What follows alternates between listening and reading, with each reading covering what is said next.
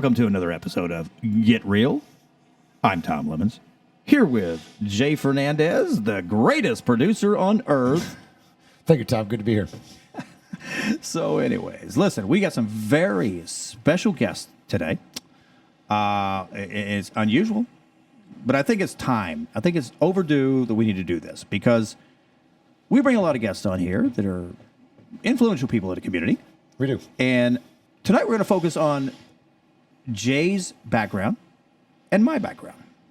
We're going to let you know who we are and where we come from. And because I know a lot of people have followed rnews.news and the former Real News real fast, but this is a new little venture for us. This is Get Real, our podcast, but it's something where maybe a lot of our followers don't know a lot about us. And so this is going to give you an opportunity to see who we are and where we came from.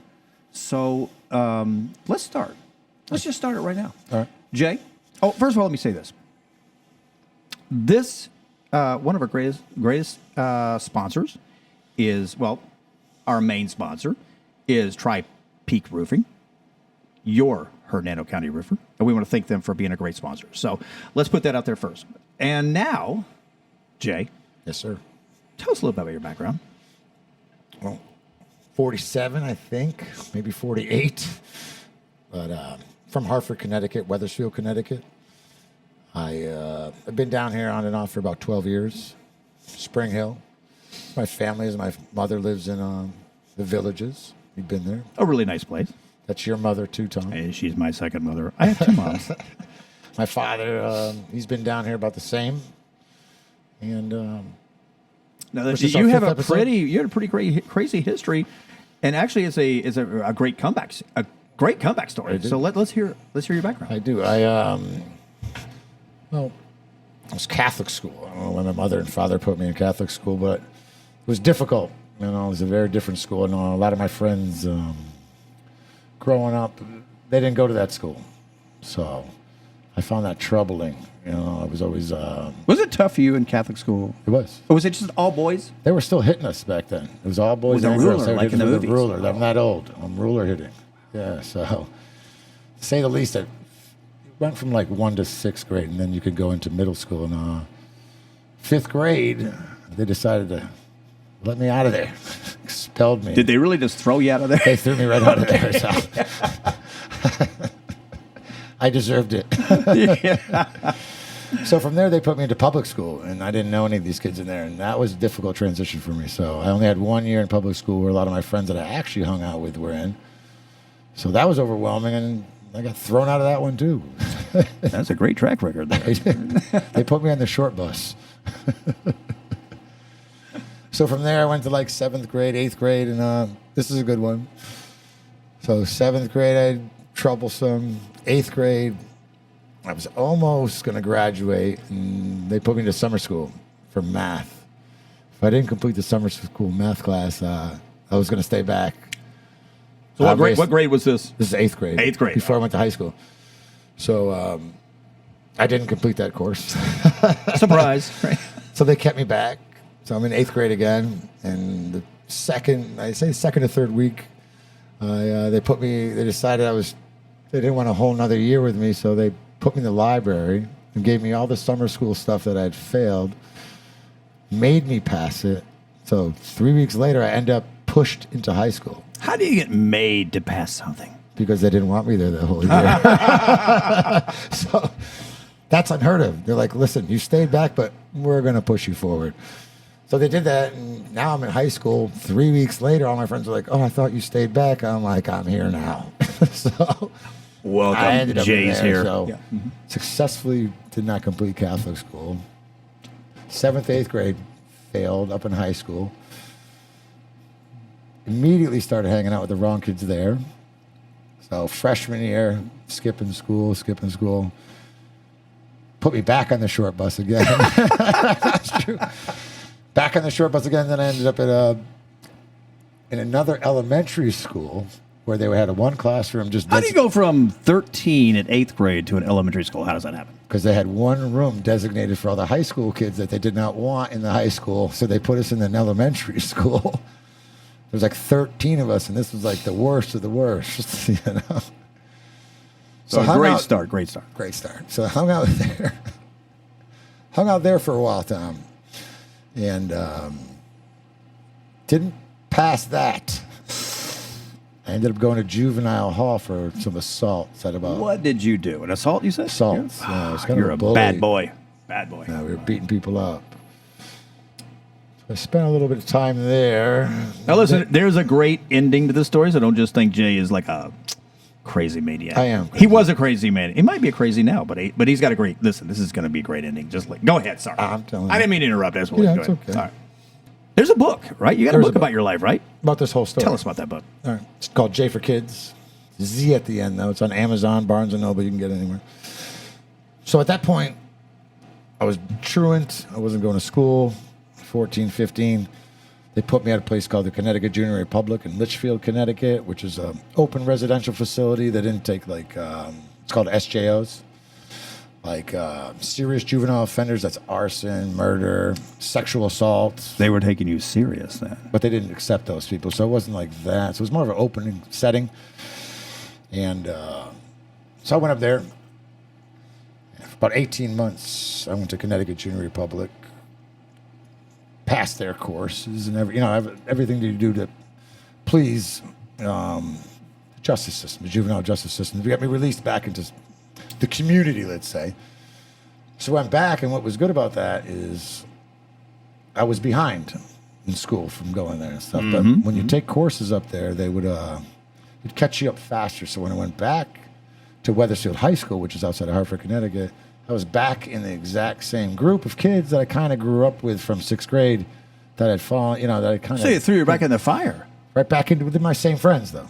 The same kind of people. So they're like, oh, Jay's back from jail. I was like, what's up? Here I am. Let's do it again. So I really put, and that had changed me a lot, though. I learned a lot up there. I thought it was a very good experience, actually, even though it was a little scary. But I came out better from that. So And that is really, you learned a lot from that. And you I did did. learn something. You didn't go in and become worse than you were when you came out. no, actually, All right, good. I had people there for the first time in my life because my parents were divorced when I was younger. I mean, it's not their fault. Things happen in life, but I kind of grew up with just one brother, single mother. My father had been in a car accident when my mother was pregnant with me around that time, and he was an avid cycler, on bikes. And he got hit head on by an older woman, and the bike went under the car, and he was going to go over the car. He got hit head on, but he was strapped into the bike. So as he went to go over the car, his legs stayed there, so it shattered in his body, terribly. Some really serious injuries. Very from that. bad, actually. Okay. So it shattered about 65% of the bones in his body, and he spent about 2 years in a body cast. He should have probably died. But the issue was back then they didn't have traction the way they do now. So the 5 or 6 nurses would just come there and pick him up to change his bedding, and his bones would just roll around and not heal. So it was very Seriously difficult. painful. Oh, my. Terrible. Wow. So he never healed right. So he's paralyzed from the waist down. So I don't blame anything on that. He just wasn't. I've never met my father the way that probably he was prior to that incident. So that was that. But so what CJR allowed me, it gave me that structure that I didn't have growing up with a single mother, and she was working a lot, trying to take care of two sons, and she did a great job. I love my mother to death. She's a very, very smart, intelligent woman, but not having that father figure or that male role model in your life can be detrimental to your future and just Boy, do I raising know you. that. I do get that. Yeah, I go know. ahead. You're of a similar background, Tom. So we ran loose and wild. Then I came back, but as you are in your junior and senior year in high school, you tend to have to take less classes. But they threw me in there, but I didn't have the credits, so I didn't have that study hall or be able to get out. I don't know if your school did that, Tom, but most of my friends, they were getting out around 11:30 or noon because I didn't screw up like I did. And I'm taking every single class that they had to try to graduate on time. That was difficult because I had to take all those classes. All of my friends, they're out doing other things that I wanted to do. So I knew that if I screwed up at all, I was not going to graduate on time with my friends because of everything that I did, being younger and skipping school. I just didn't have that Did that disappoint you? You were afraid your mom was going to be disappointed in you if you she was proud of me that I was doing that. I mean, for Okay, everything good. that I'd gone through, I could graduate on time with the same peers that I had that, with all my screw-ups and going everywhere, I was going to graduate with my graduating class, which was Wow. 1995. So I did it. You I had put the actual work in. graduate. You had No, actual. this is you had where it actual, gets a little crazy, Tom. Okay, all right, let's go. Let's let you do it. All right. So I thought I was there. I did all the work for about a year and a half. Because I started, I think I came out from my junior year into my senior year. About 3 weeks before, they said, Jay, you don't have the credits. We looked at your stuff. You're not going to be able to graduate on time with your class. I said, wait a second. I did all this. I said, I'm not. What do you mean? They're like, I don't know. I never really got to the bottom of it because I was so upset that day. I said, but I had already been accepted to college at this point. So I wasn't able to go to school, and I had already been accepted to Castleton State University in Vermont. I was a big snowboarder and stuff, and that was like the school on the East Coast to go to. Were you going to get a free ride from the snowboarding thing? Not free ride, but you get a ticket to Killington Ski Resort, which costs a couple $1,000s a year. But if you're a student there, it's almost free because it comes with your tuition, and that's where all the big riders want it to be if you're going to go to school. Mm-hmm. So I called up Castleton and I said, look, I'm not going to be able to graduate. What if I drop out and get my GED? Will you guys still accept me with a college equivalent? I mean, a high school equivalent. Yeah. And they said, yeah. So I immediately dropped out of high school. Probably the third time I dropped out of high school. Let me back in. Let me out. Let me back in. That time frame. So they let me in there with a GED.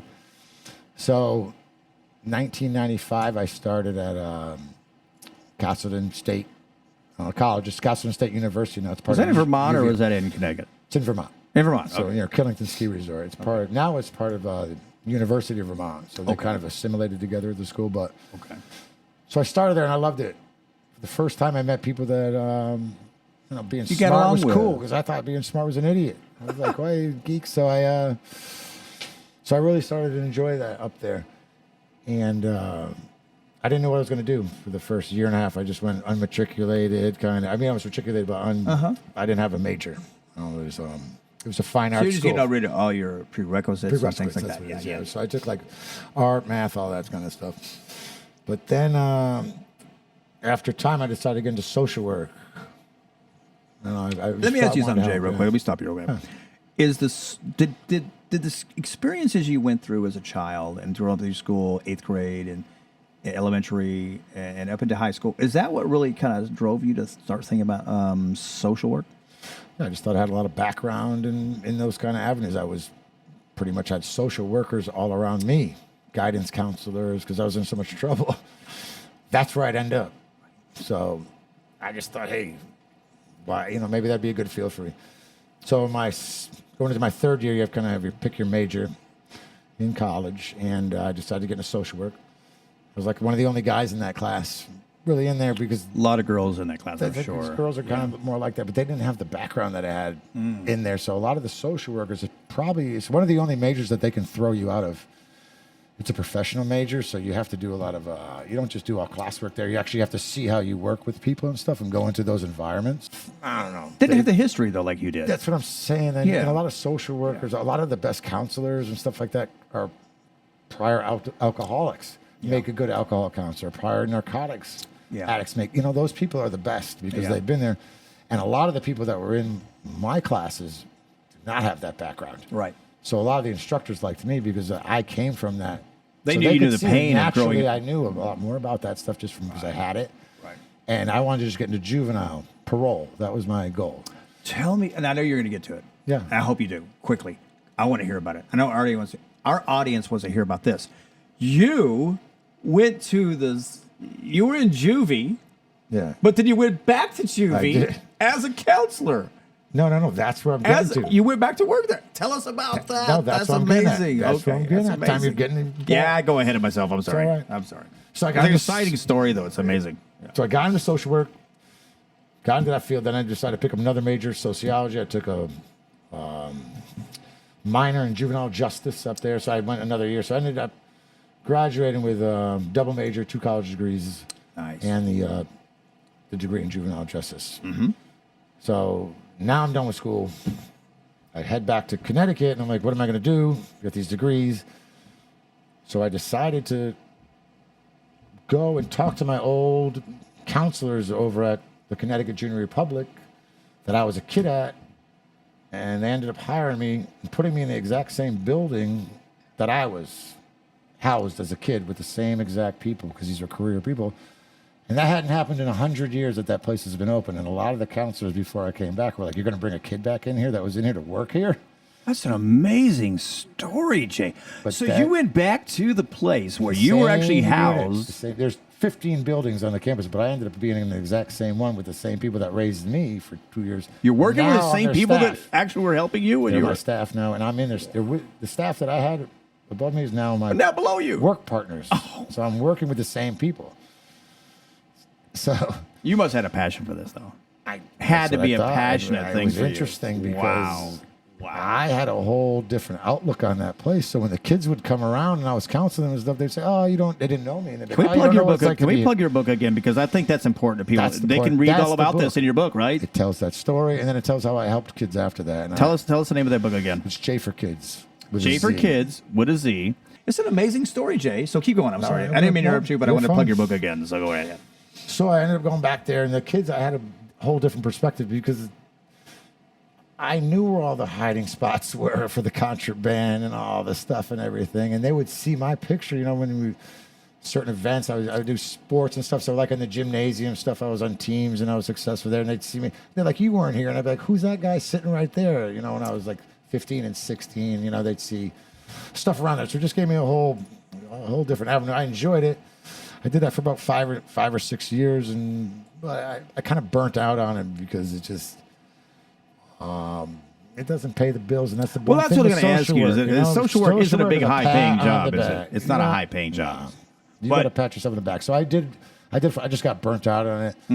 And moved on into sales and things like that, and producing and other kind of things that I enjoyed doing. Not But, that you didn't love taking care of, No, I of did. kids and And I getting did them to have a better path, right? Oh, I did it for a long Okay, time. It's good. very, very enjoyable Good. for me. And I still do sorts of counseling to this day, but I do volunteer. Yeah. So that's a little bit of my background.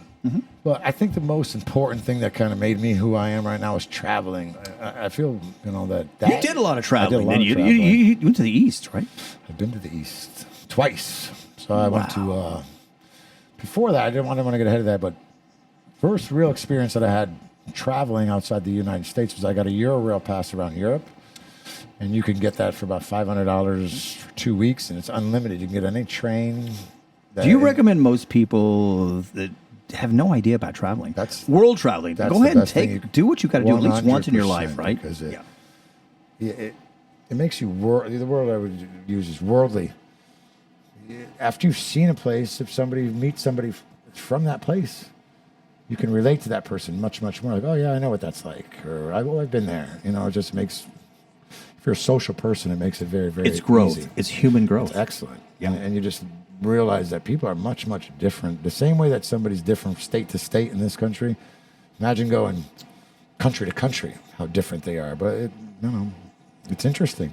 So I traveled all over Europe for a little while, and came back. What years was this? What part of your I life? was 26 to 27, 28, and I really got the travel bug after that. Okay.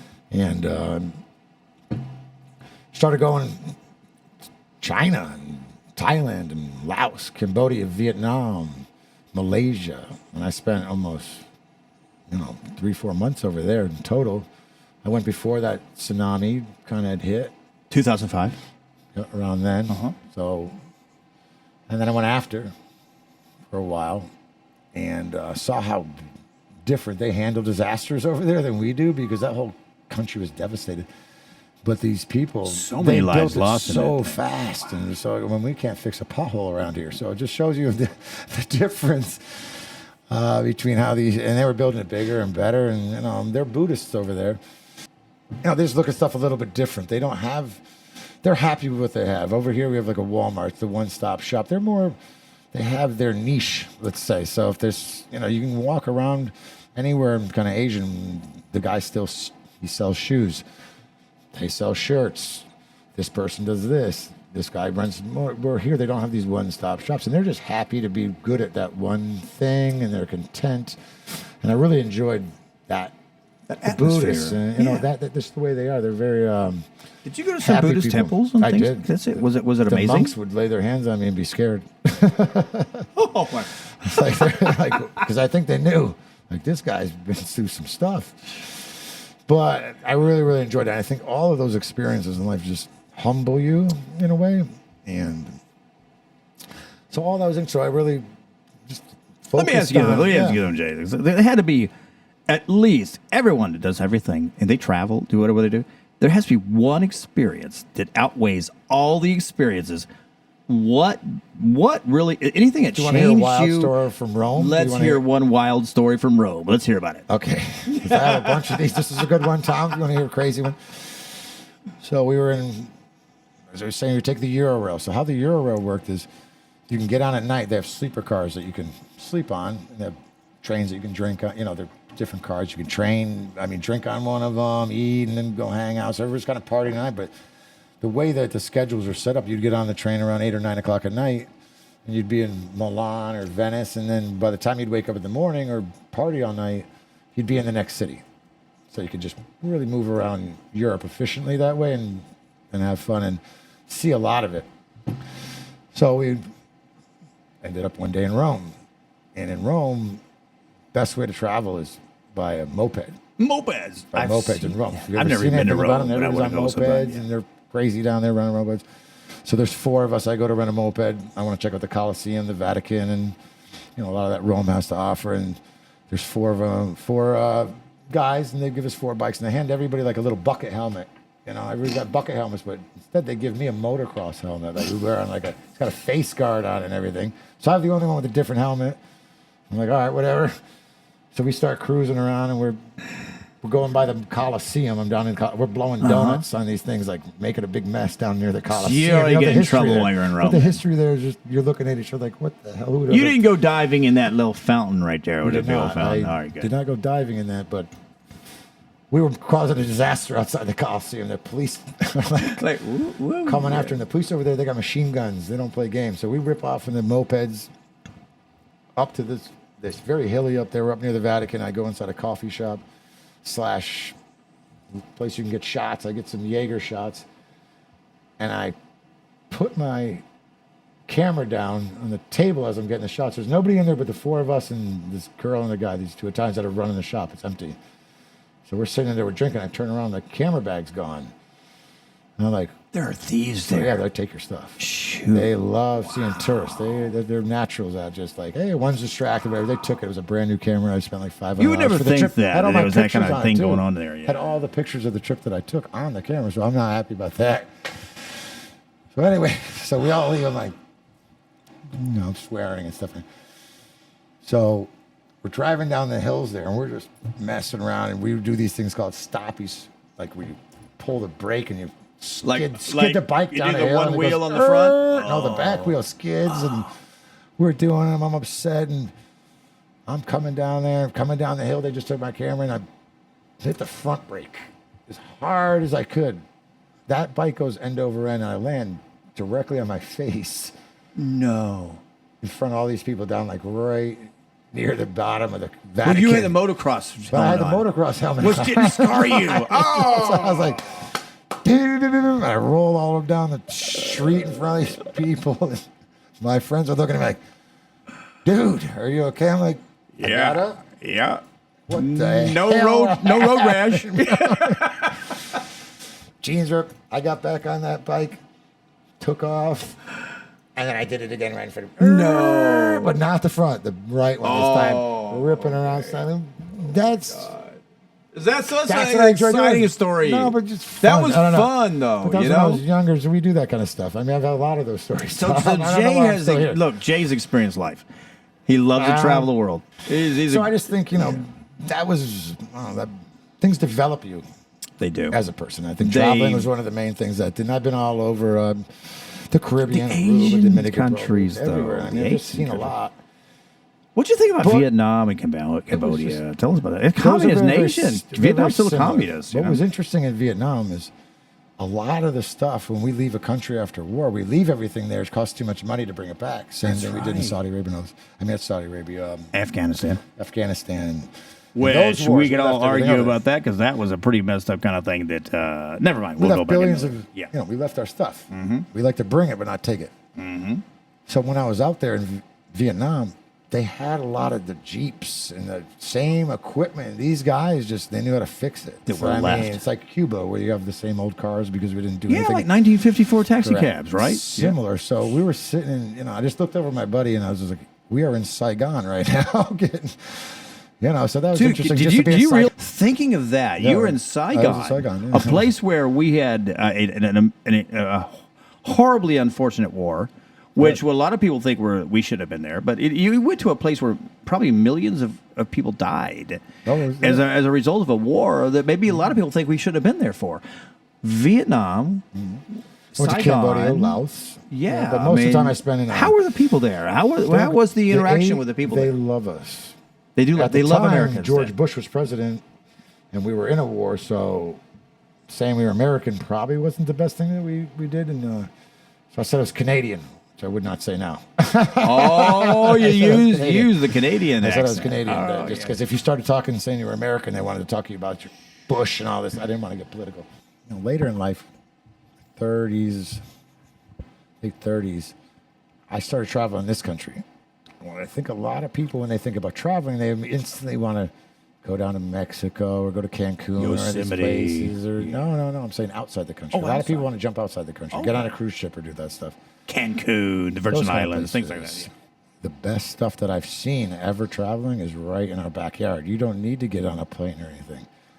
You want to just get in a car or a minivan or anything that you want and just try to see all the beauty that's in this country. I've been to almost every single state in this country, and states that you think aren't pretty are pretty. And that really makes you worldly, because there's not pretty much a state that if I meet somebody, and Florida's really a melting pot of people that come from everywhere, they tell me where they're from, and I have been there. A lot of people can't afford to jump on these cruise ships and planes, but you don't need to gain this knowledge and stuff. That's just true. go see some. Just go travel. That's So true. that You know is what one it of is? the very, It's very like good- this. It's like this.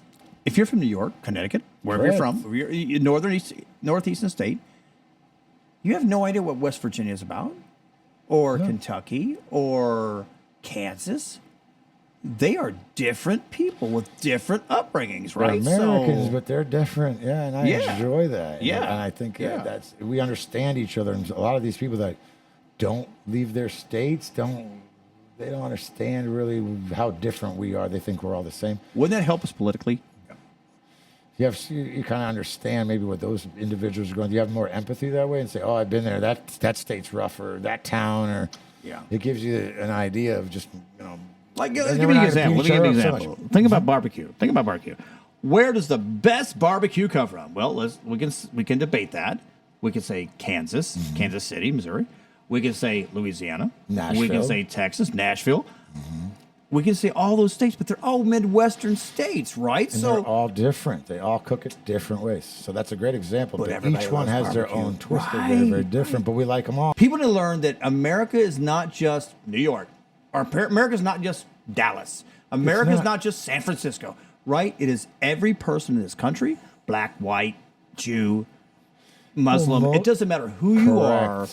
Americans are Americans, right? Correct. And it doesn't matter what we need to allow in this country a little bit more is not. We can agree to disagree. We all are never going to agree on everything. We're raised differently. We have different viewpoints and all that. So you can like something. I don't need to like it, but I don't need to hate you for it. This episode of Get Real is brought to you by Tri-Peak Roofing, your Hernando County roofer. So that's enough about me, Tom. Let's talk a little bit about you. Let me just tell you that a lot of my followers originated from the Real News Real Fast website, which is no longer available. And that's a long story, but we'll get into that. That's some terrible stuff there. But now I operate rnews.news, which is available online. And you can follow some crazy news here in the Nature Coast. Well, we'll call it the Adventure Coast now. I think that's what they call it. And a lot of it's political, though. I don't know what happened, but I just really got into the political stuff. If you want to, especially if you work in a small community, you want to be able to provide the taxpayers, the community, the constituents of all the politicians, you want to provide them the truth, the facts, and what's going on in their government. And that is what I have tried to do, right? And it's something I've done, and it's really backfired on me quite a bit. So it's caused me a lot of trouble. We'll get into that a little bit later, and I'll talk about that a little bit later. But you asked me what about my background, right? Yes. So my background. Sorry, I go on tangents. So I was born in Kentucky, Louisville, Kentucky. Like you, Jay, I grew up in a single parent family.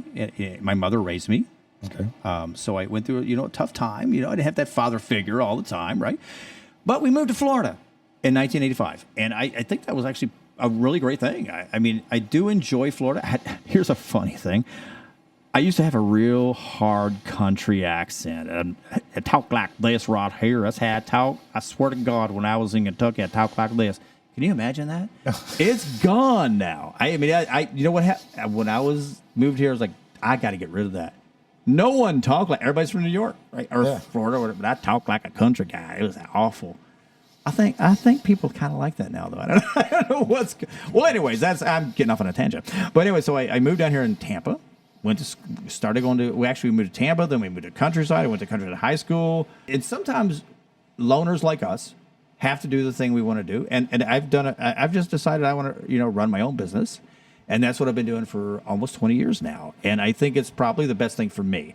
Some people, they like working for other people. And listen, the best to everyone that decides what they want to do in their careers, good for them. For me, I like working for myself. And this has become a career for me, and I love it. I love doing this podcast, which is brand new. I love doing the news.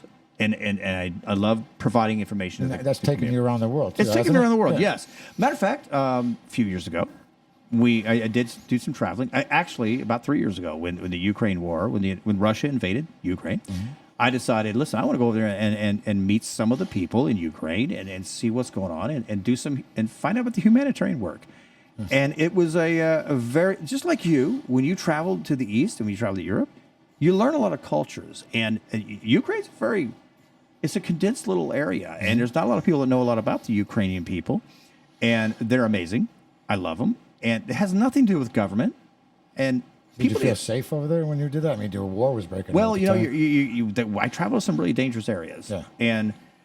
And there were a lot of really devastating things, seen a lot of destruction. And it's really sad what they were going through. This is a couple of years ago. So if everyone could just take their mind off the political stuff and the money and all that, just think about the death and destruction that's going on in a country where they were a sovereign country and they were invaded by what a lot of people believe is Putin is a dictator. And that's what they believe. I'm not going to get into politics right now. I just want to say that listen, I went there to experience. And my What'd you do over there? Well, did a lot of reporting on how the humanitarian act, how they were handling that. Mm-hmm. Which is, listen, they were some secret. We were pulled out of trucks. We were taking our passports. They were held AK-47s to us. I mean, this is a dangerous area. Yeah. But by the people who are trying to protect their country, they don't know who is against them, who is for them. So imagine if we were being attacked here in the country. You don't know who your enemy is, right? Yeah. Same thing there. They speak the same language, primarily, almost, right? Yeah. So Ukrainian and Russian is not far apart. But the main thing I learned was that they're just people like us. You did a lot of stuff around for the local communities, though. I mean, that's not what you're known for around here. You're known for that's right. A lot of stuff like that's right. How did your career really begin? Well, it began in about 2011, right? Okay, let's back up. People don't know this about me, but I actually worked in the cabinet design industry for about 20 years, and I made a good living doing that. It was a great career. But then in 2008, of course, the collapse of the building industry and all of that. And I decided, I got to find another career. They just weren't paying the way they used to, right? So someone offered me I'm not going to go into the details of it, but because that was not a great experience either, but a website called Real News Real Fast. And I took it over and I turned it from like about 5,000 followers to about 35,000 followers in about a year. And why? Because truth. People want to hear the truth. And that was one county. That was Hernando County. Listen, there are not a lot of journalists out there anymore that like to tell the truth because they're controlled by big government, or they're controlled by a corporation or the media outlet that they're associated with. So they do what they're told, right? I don't like being told what to do. I'm not really good Nor at do that. I. Nor do you. Which is why we make great partners in this podcast. Yes. So we're two people who we do what we want. When you're one of those kind of people, you just like to be. Listen, journalism was not meant to be corporately owned. It was not to be controlled by government or anybody else. We are supposed to be checks and balances, and that's what I decided to do. So I saw the opportunity. I bought it, built something, and then of course, some politicians did not like what I was doing. Can you imagine that? No. All right. So you saw what they did to President Trump, right? You see what they did to him in his first run when he came down those golden escalators and said, "I'm going to run for president in 2015," and he did, and he won. And a lot of the left didn't like that, right? So they began the impeachments. And then after the presidency, they started going after him legally with multiple criminal charges from state after state, New York, Georgia, Florida, and they went. Go ahead. My take on that whole situation was they laughed, and a lot of these people in politics, I remember them going through clips after he won saying Donald Trump will never be president. They're all laughing. They took him as a joke, but he is a true outsider, and that's what they feared most about Donald Trump. When he got in there, like, holy cow. They because feared he's a true outsider. Yeah, and they feared that their dominion was going to be destroyed. Like he's doing now. Yes. He didn't do it in his first term, but now he's doing it.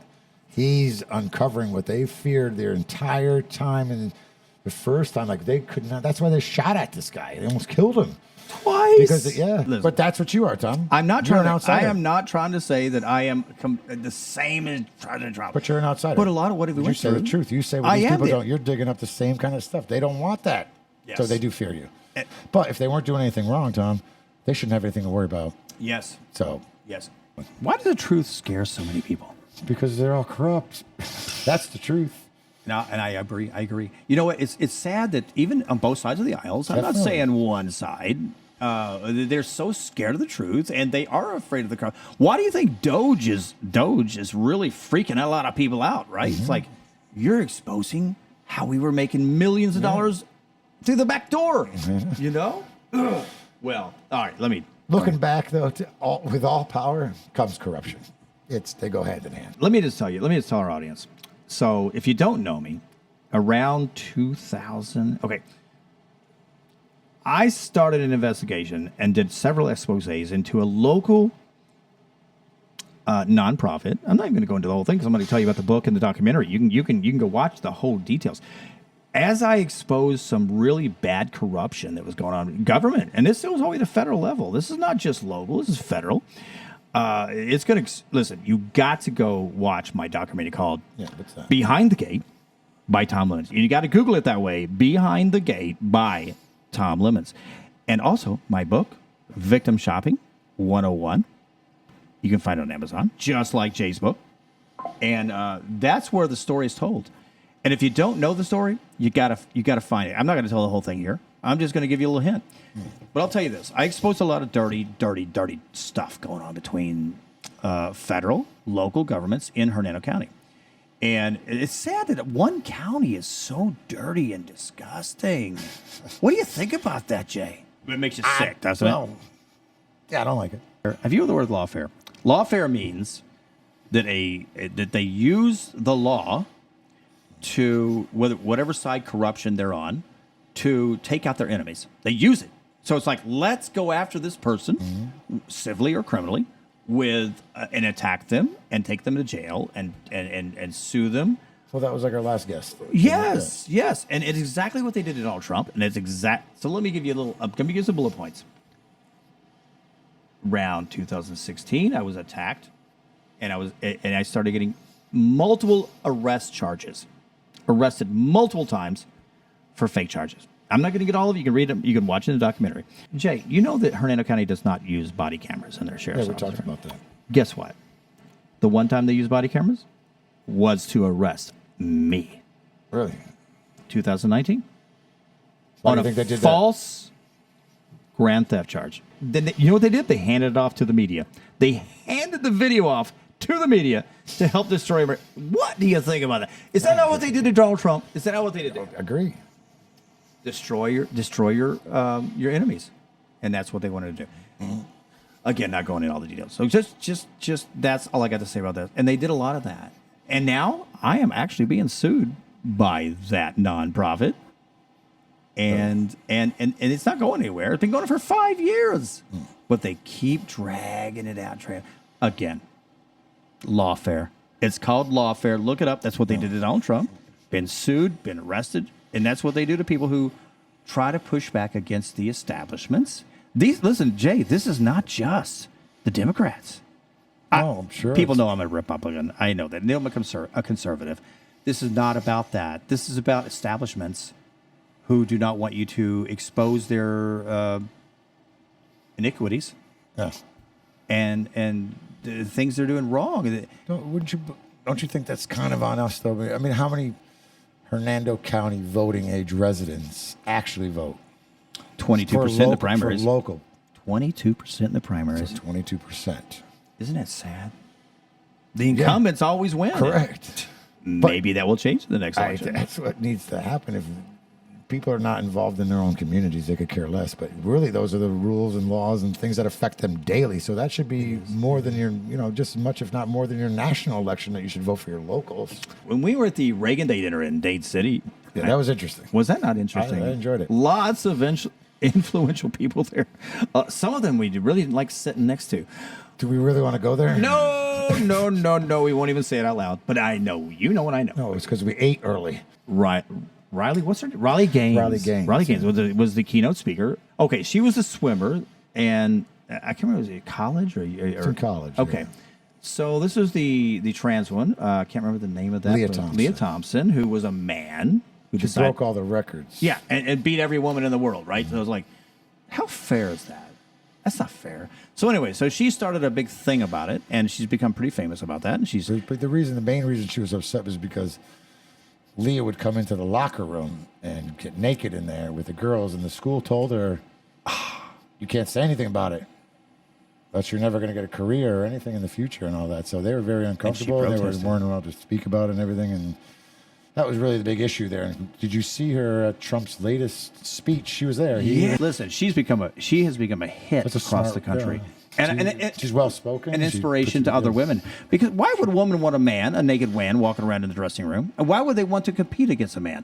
That's a story for another time, but we'll get to that. But anyways, that is the whole point of this Reagan Day dinner. Riley Gaines was at the speech that we went to, right? Yeah, no, she was giving the keynote speech. What an amazing woman she is, too. Yeah, she was good. The work she's doing is great. Anyways, back to what we did wrong. We were bad. Anyway, I don't know why we were so bad, but we were out there talking to some other politicians out by the food. Marvin. By the food. Yeah, we were out there.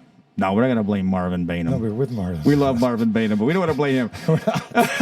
But that's who we were talking to. Well, yeah, and we were out there talking to him. And so suddenly we're like, let's just grab a plate. And because they were feeding people by then. No, they just started feeding people. I assumed at that time that we just go get a plate. We could just do that. I didn't know that. We didn't know we were wrong. We were wrong.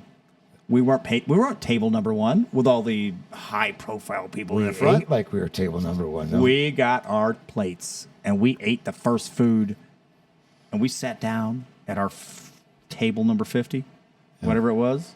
And at table 49 were all the police. The police. We had the sheriff's office right next to us going, what do you think they were thinking? Look at these. I'm going to bleep that word. Just leave it in. But you're right. We did look like jerks. People are looking at us like there's something wrong with us. There was something wrong with us. We kept looking. I just kept looking at my food, just eating. I was covering the Hurricane Helene in Hernando Beach and decided, okay, that's enough of that. And so I came down to Arapica, drove south to see what was going on. Listen, so many hurricanes come through our area here on the west coast of Florida and do nothing. Nothing happens. So you and I both thought nothing was going to happen. No, when you came to my house to kind of see what was going on in my neck of the woods, which I was living in Arapica at the time, my neighbor's the mayor. She'd been there for 32 years. So I asked her, should I be concerned? I'd only been there for like 6 months. Should I be concerned about this? Should I leave? I mean, I don't want to leave if I didn't have to. She goes, I've been here 32 years. I've only seen the water come up yay high, maybe into the backyard or anything. I said, all right, well, you think that's going to change or something, call or text me because, you probably know better than I did. And that's when you came over and we started hanging out. I said, well, you could do a news story from my back canal. Well, Jay, we went back to the back canal. It wasn't even it was normal. It was no. So I was waiting for the phone call. She never called or texted. So I said, all right, we're good until the water started pouring in on you and I. I was about to interview you, remember? We were going to talk about this storm and say, look at this. Another one of those storms and nothing happens. Yes, that's what we're going to do. We're watching the news. We're sitting at a table. Yeah. And what happened? Water started coming up my feet. I was like, no, no. So what I'm going to show our audience right now is a video from that night. Electronics if they can to try to save what they can. Now the vehicles are outside this house are already underwater, almost to the roof. So as they predicted, there is about 10 foot of surge here along the coast. You also cooked us dinner. I did. Well, as the water receded, the he turned on the grill. Go ahead and tell us that story. No, I did. It was receding, but the grill was floating in the propane. I'm like, we're turning this on. The fridge had flipped over, so I was like, let's cook some of this food. And we had that table that was that wooden table. It was floating too. Dude, that worked great. That was a great meal. I'm telling you something. This is one of the most horrific things we've both gone through. We lost our vehicles. I lost everything. He lost everything. And I pretty much lost everything. Even though it was my home, but I lost my cameras. Everything was gone. But I'll tell you what, that was one of the most incredible experiences. And I hate to say it was a good experience. It wasn't a good experience, but it was a life-changing experience. Something you it shows you power of nature, for sure. Power of nature. Because I wouldn't think the fridge flipped first. It's one of the things that flips Isn't that first. weird? Isn't that weird? Takes that going first. So listen, we're making fun of some stuff here, but I know a lot of people lost their homes, and I'm sorry, we're not making light of this. No, it was a really disastrous time. Still recovering from this. Still recovering. Still, this affects everybody. I know a lot of my friends that live up there, so they're not even close. Maybe halfway to getting their lives back together, or gone, or the houses are rotted, or the properties. And we're not trying to make fun of that. Not at all. I went through it. Yeah. Well, Jay. Oh, that's the end of our show. We won't leave it on a lighter note. Can we have a lighter note? Yeah. What is our lighter note? Who's our guest next week, Tom? Oh, listen. This is Mr. one of our Champion greatest guests. Yes. Oh, good. Say it again. Mr. Champion. Steve Champion. Commissioner Steve Champion. That guy. Let me tell you something. That guy he's a hardcore dude. And I hate to say dude, but that's what he is. He's a great guy. This guy he's probably the one commissioner in Hernando County who speaks his mind, like we talked about a million times, doesn't give a crap about the pushback that he gets from people. Mm-hmm. But the majority of people in Hernando County love him, and he knows it. That's why 70% of the county voted for him back in office last time. Yeah. You know what? I'm going to say it all right. He's probably going to run for either sheriff or United States representative. Yeah, United States representative. He might. We don't know yet. We know what he's going to do, but he's one of those people that we need. I'm opinionated on this. I don't care. I'm not objective on this. And we need people like that in our government. So that's all we got tonight. And again, I want to say one more thing. I want to say thank you to Tri-Peak Roofing, one of our really the sponsor who's really brought this together for us, and your Hernando County roofer. Yeah. And I also want to thank Jay. Jay, come on, Jay. Thank you. No, thank you for all the work you do to make this thing possible. No, I want everybody to like and share our podcast, and you know what I say? Make it popular. Has anybody noticed Jay's tattoos? He is a tattoo maniac. Look at that. Man, I got one tattoo. I'm repenting. Yeah. We love Jay. He's the best. So anyway, so thank you guys. We want to thank you for joining us this evening. And we are going to be back next week on Get Real.